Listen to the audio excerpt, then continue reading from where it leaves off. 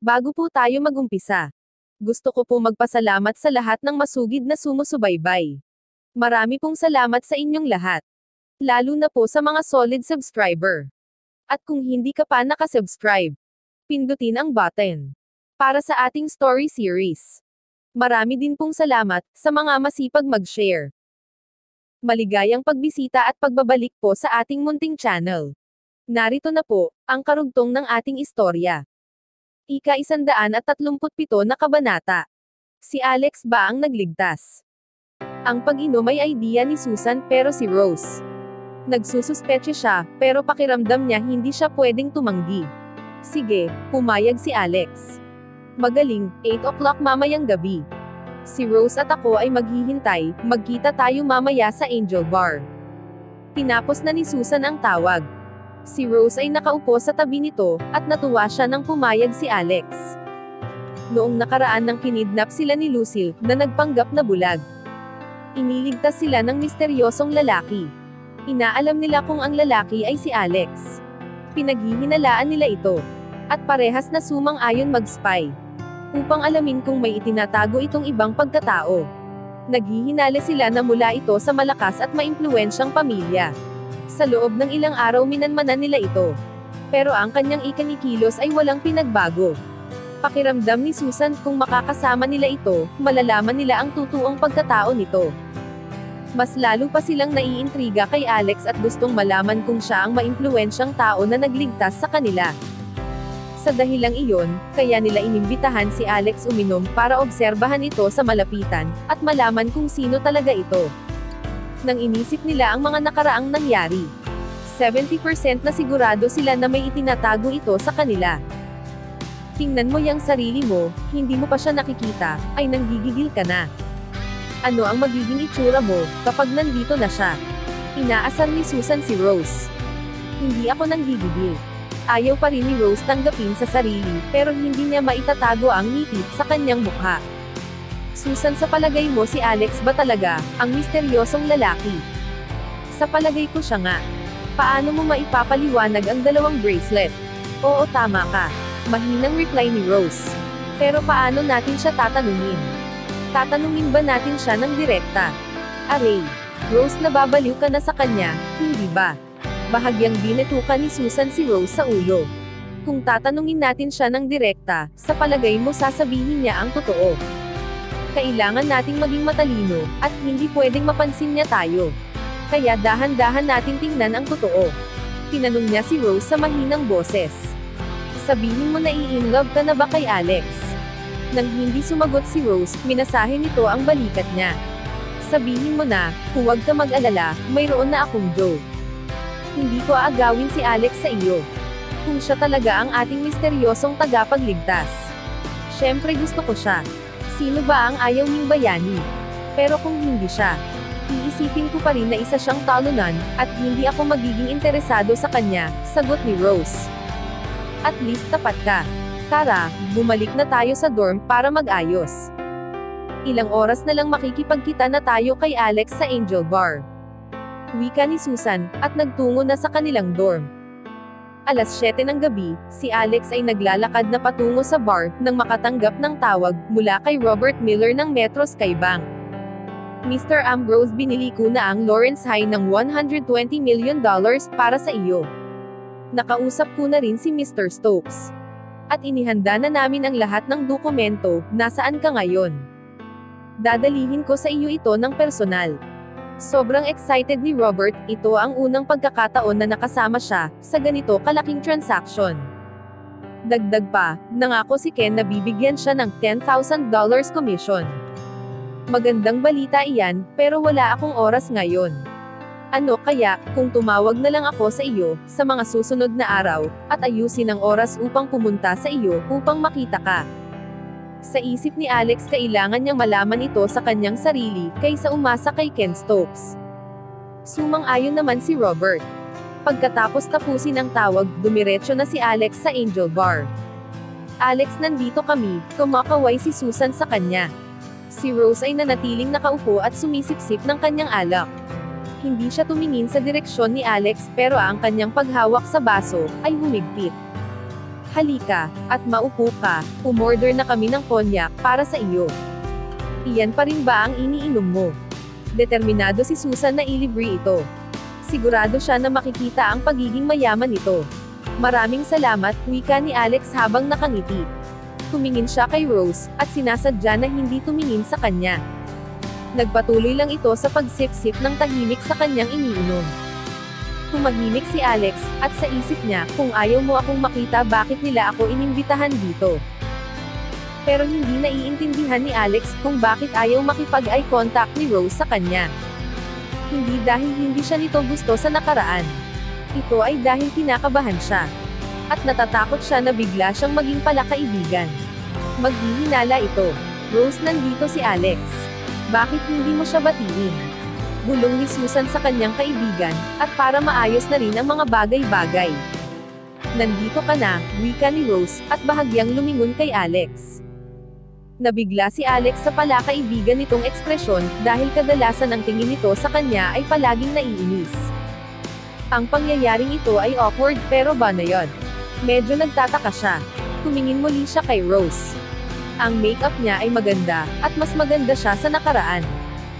Tahimik siyang nakaupo, at napakaganda niya. Ang dalawang babae ay nakikipagpalitan ng kasiyahan sa kanya. Pagkatapos ng pagsulyap sa isa't isa, sinimulan na nila ang kanilang plano. Alex, bakit wala kang nababanggit tungkol sa pamilya mo? Magkwento ka ng tungkol sa kanila. Si Susan ang nagbukas ng topic. Ang pamilya ko ay ordinaryo. Ang mga magulang ko ay parehas magsasaka. At ako ang unang nakapag-aral sa university. Ang mga tanong na ito ay walang problema sa kanya. Sa loob ng 7 taon na poverty trial, natuto na siya sa mga detalye ng pagpapaliwanag. Si Susan ay nagtanong pa ng mga 2 o 3 pang tanong, at kalmado siyang sumagot. Ang dalawang babae ay nagtinginan ng may palaisipan na ekspresyon. Nagbigay si Susan ng signal sa pamamagitan ng kanyang mata, at ipinagpatuloy nila ang pagtatanong kay Alex. Determinado silang makakuha ng clue sa kanyang tunay na pagkatao. Sumagot ito. Lumalabas ako para magtrabaho. Sigurado ako na nasabi na sa iyo ito ni Joe, na nagtatrabaho ako ng part-time para sa aking pang-araw-araw na gastos. Ipinagpapatuloy pa rin ni Susan ang pagtatanong.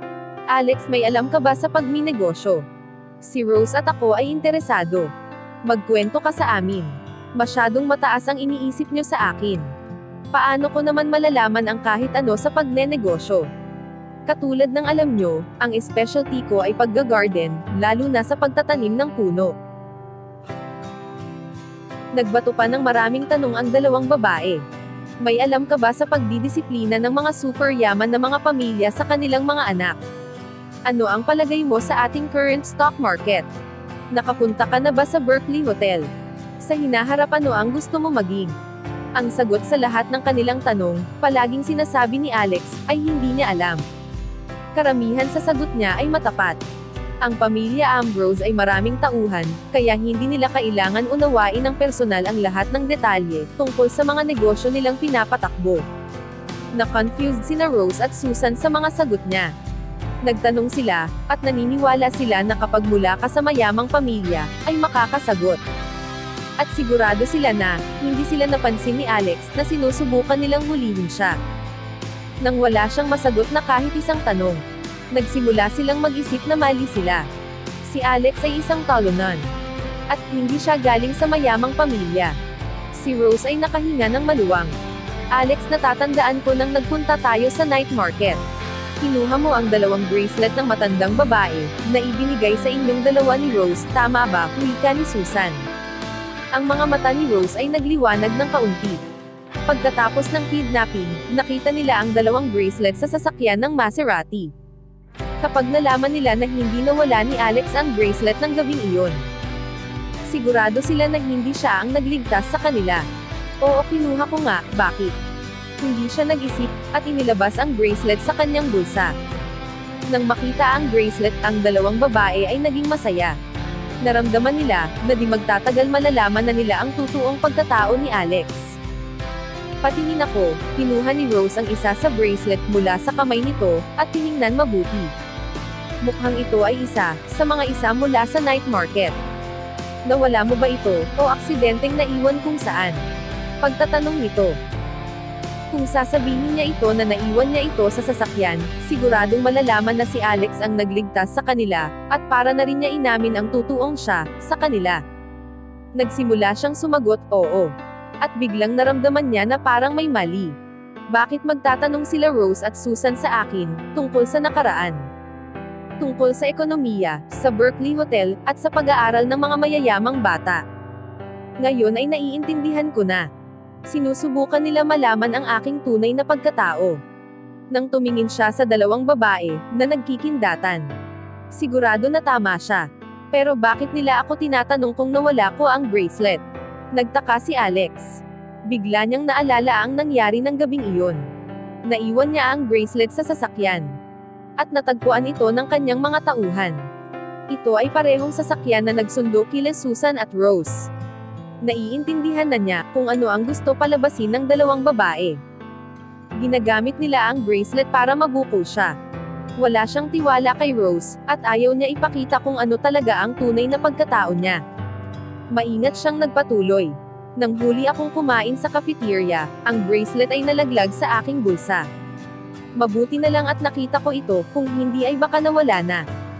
Pinalitan ni Alex ang kanyang paliwanag sa huling minuto. Sa cafeteria, nabigla sila. Nagpatuloy si Rose, hindi mo ba ito nawala kung saan? Halimbawa gusto niyang tanungin si Alex ng direkta kung nawala niya ito sa Maserati na sasakyan. Pero masyado itong magiging obvious. Natatandaan ko na, wika ni Alex. Nag-alangan siya.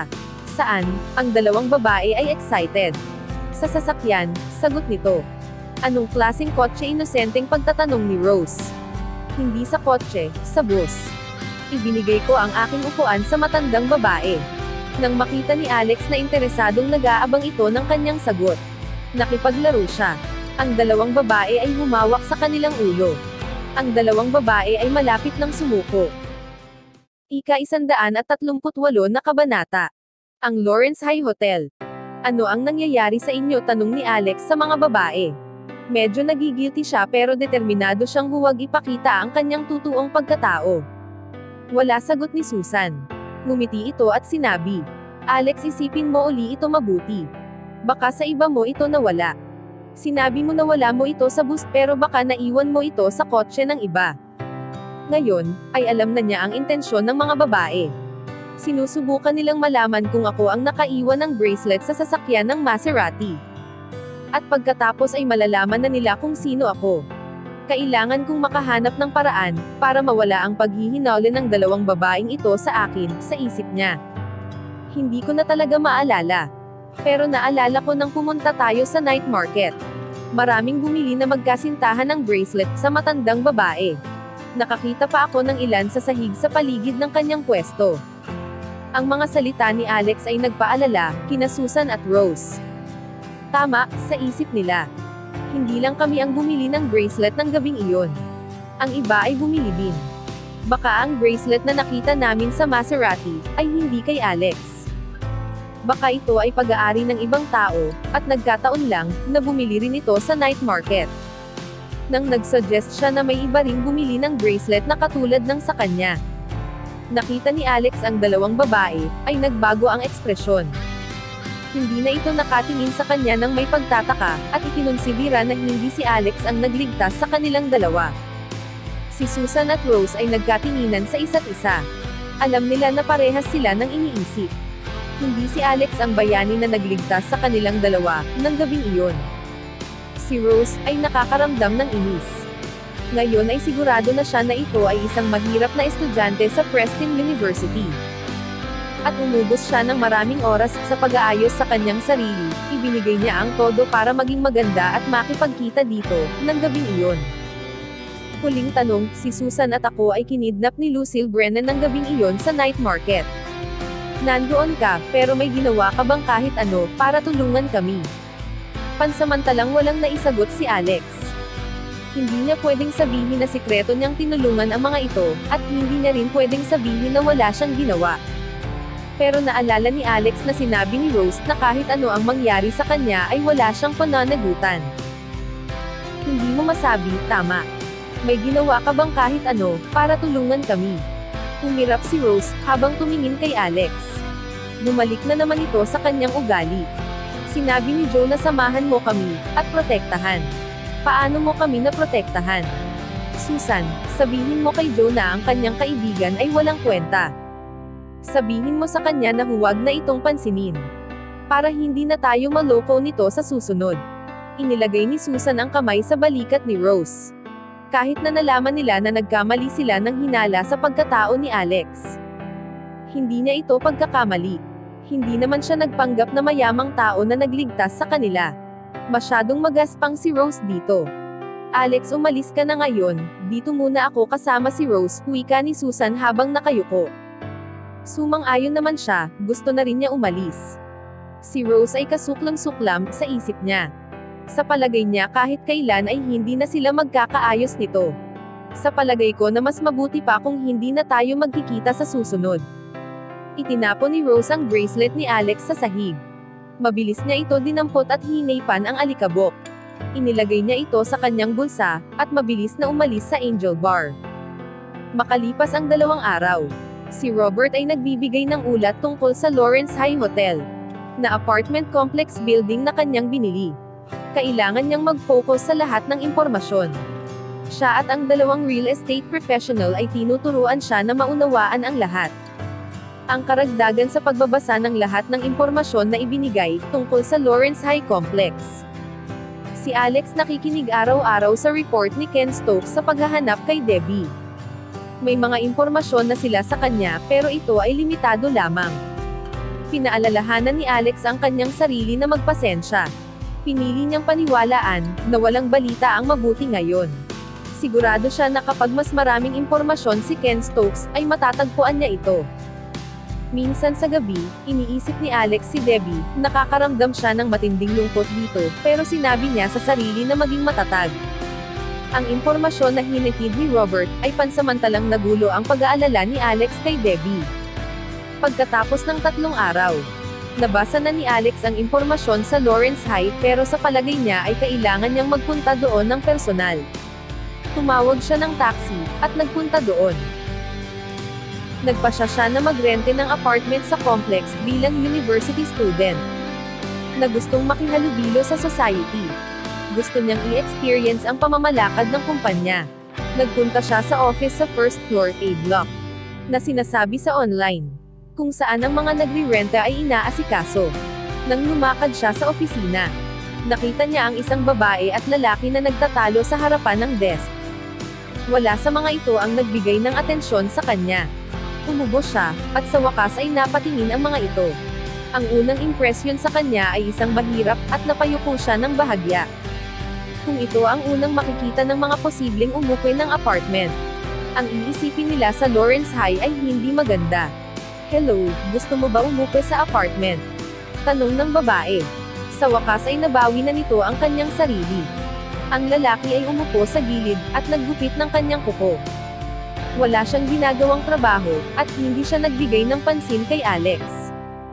Ang ikinikilos niya ay parang nagre-relax lang siya sa kanyang living room. Magalang na nagtanong si Alex. Hello, kakagraduate ko lang sa university, at wala pa akong trabaho. Gusto kong umuwi ng apartment pero, wala ako masyadong pera. Habang nagsasalita siya, ang babae ay patuloy lang sa pagse-cellphone. Hindi makikita sa kanya, ang pagiging interesado sa mga sinasabi ni Alex. Itinulak nito ang isang promotional na brochure sa harapan niya at sinabi, tingnan mo iyan, kung ano ang kaya mong presyo. Nandyan na lahat ng impormasyon. Sabihin mo sa akin kung nakapili ka na. Pagkatapos ay bumalik muli ito sa pagsi-cellphone. Tumahimik si Alex. Ang promotional brochure ay nagbigay lang ng overview sa mga tao para mabilis mabasa. Wala dito masyado impormasyon. Sa isip niya, bilang isang office receptionist, trabaho nito na maghanap ng nababagay na apartments para sa mga kliyente. Pero iniisip nila na sapat na ang promotional brochure sa harapan nila. Nagsimula si Alex buksan ang promotional brochure. Nakita niya na ang mga impormasyon na sinasabi dito ay medyo kaunti, at mga picture lang ito. Tumingin lang siya dito at random na namili ng isa. Nang kausapin na niya ang babae, kung ano ang susunod na gagawin, nang biglang may boses na nagsalita mula sa pinto. Ito ba ang rental office? Tumingin si Alex at nakita ang isang magandang babae, na naglalakad papasok sa pinto. Nakasuot ito ng jeans at maluwang na damit. Ang kanyang balat ay maputi, at ang kanyang buhok ay nakapusod. Ang babae ay tumingin kay Alex, at bumati. Nagpatuloy ito sa desk, at magalang na sinabi, "Hello, gusto kong mag-rent ng apartment dito. Ano ba ang gagawin ko? Kailangan nyo ba ng identification? Ipapakita ko sa inyo ang aking passport." Walang nagawa si Alex kundi ngumiti. Ang babae ay medyo bata pa at wala pang karanasan sa pagre-rent. Hindi pa ito nakaka-rent ng sarili niya, kaya hindi niya alam na hindi na dapat ipakita ang kanyang passport, at ibigay ito kaagad. "Hindi ko kailangan ang passport mo. Ano ang gusto mong upahan?" Ang babae na nagtatrabaho sa opisina, ay medyo sang-ayon sa babae. Medyo nagseselos siya dito. Medyo magaspang ito nang siya ang kausap. Ang lalaki na katabi nito, ay nakatingin sa babae ng matagal. Ang babae ay marahan na sinuntok ito sa balikat para pigilan sa pagtingin dito.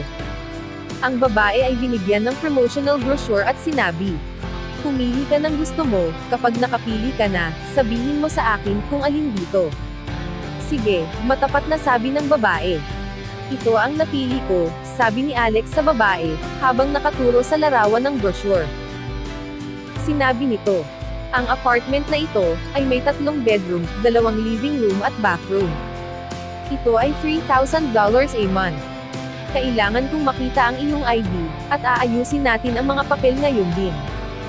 "Hindi nyo ba ipapakita sa akin ang apartment?" tanong ni Alex. Mas lalo pa siyang nadismaya, dahil sa ugali nito.